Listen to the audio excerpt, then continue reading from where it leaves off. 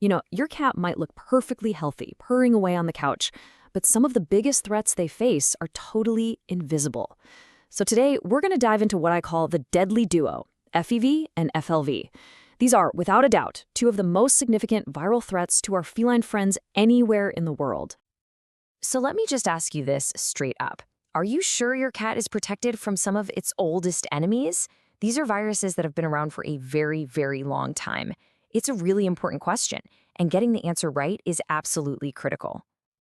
To make sense of this, we're going to frame this almost like a spy thriller. We've got two very different adversaries. First, there's the fast and furious invader we'll call the Blitz. Then there's the sneaky internal saboteur we'll call the insurgent. Understanding how these two operate is the key to building the right defense. So let's get into it. All right, our first threat is Feline Panleukopenia, or FPV for short. And we call it the Blitz for a very good reason. It hits a cat's system with shocking speed and devastating force. So what exactly is FPV? Well, it's a parvovirus, which is a family of tiny but incredibly tough viruses. Now, you might have heard it called feline distemper, but let's be clear. It has absolutely nothing to do with the canine virus of the same name. The scientific name, Panleukopenia, pretty much tells you its whole game plan. Pan means all, leuko means white blood cells, and penia means a deficiency of. So there you have it. It wipes out all the white blood cells, the body's frontline defenders, leaving a cat completely vulnerable. And this attack, this blitz, is unbelievably fast. I mean, just look at this timeline. From the moment a cat is exposed, that virus gets to work. And within just a handful of days, you've got a severely ill cat. That little window, days 5 to 7, that's often where the entire battle is won or lost. There is almost zero time to waste once you see symptoms. Now, this virus doesn't target everyone equally. Kittens are by far the most vulnerable. But really, any unvaccinated cat, no matter its age, is a target. And because this virus is so tough, it can survive in the environment for up to a year. Places with lots of cats, like shelters or catteries, become high-risk hotspots. And the outcome, well, it's pretty grim. The numbers really speak for themselves here. Even with intensive, round-the-clock hospital care, which is also very expensive, the survival rate for a cat with a full-blown FPV infection is often less than 50%. It's just an incredibly lethal virus.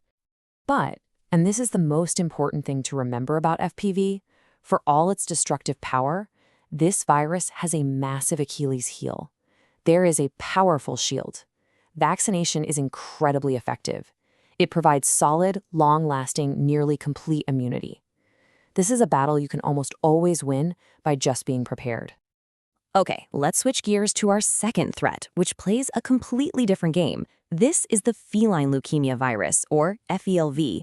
We call this one the insurgent because it doesn't storm the castle gates. No, this one sneaks inside, works from within, and plays the long game.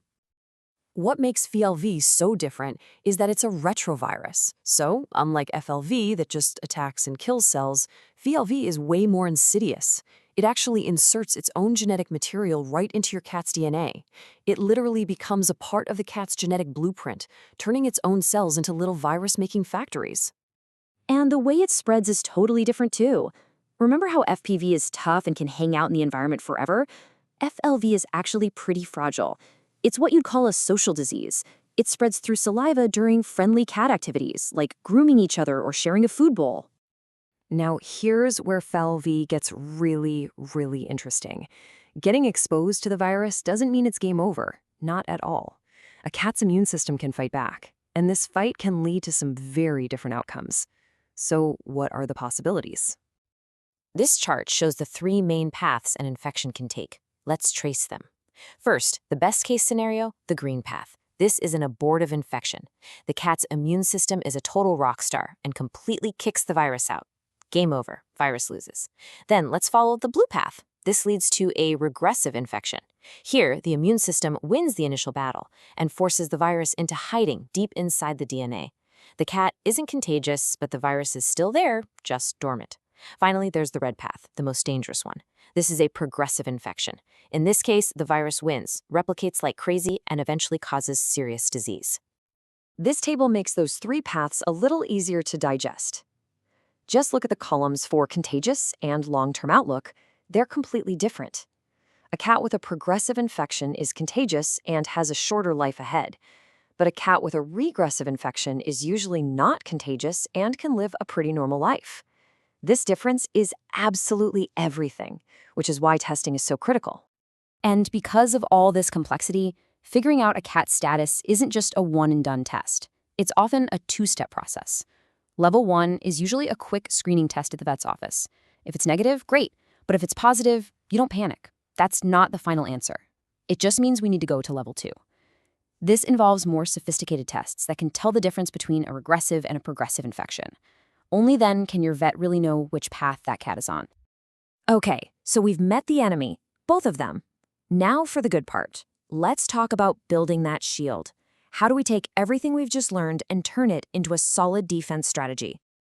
Let's put them side by side one more time.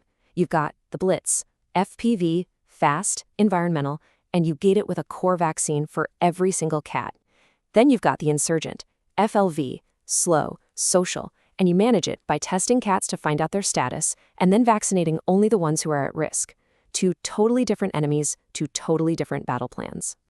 So here it is, your action plan. It's pretty straightforward. Step 1, vaccinate for FPV. This is a non-negotiable core vaccine. Every cat needs it, period. 2, talk to your vet about FeLV. Figure out your cat's specific risk level to decide if testing and vaccination make sense. 3, and this is a big one, always test new cats for FeLV before you introduce them to any other cats in your home. And finally, you can't beat the basics. Good hygiene and keeping infected cats indoors are powerful, simple ways to stop the spread. And hey, don't just take my word for it. This is the expert consensus. The American Association of Feline Practitioners, basically the top authority on cat health, put it perfectly. The retrovirus status of every cat at risk of infection should be known. When it comes to FeLV, knowledge isn't just power, it's everything. And that brings us right back to where we started, the Blitz and the Insurgent. They're tough opponents, for sure, but they are absolutely not unbeatable. Real protection comes from understanding the enemy and taking proactive steps. So the final question is for you. Is your cat's shield up to date? A simple chat with your vet is the best way to find out.